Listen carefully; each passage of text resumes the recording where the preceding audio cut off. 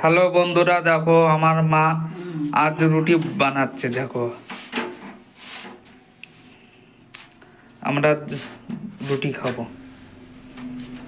কয়খান রুটি বানাইছো মা? হ্যাঁ, 9 খান। এই দেখো আজকের খাবার।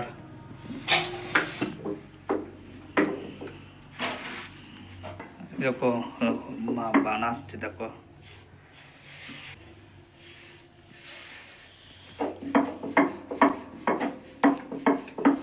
আর এটা কিসের ঘন্ট মা বললে? চাল কুমড়ো।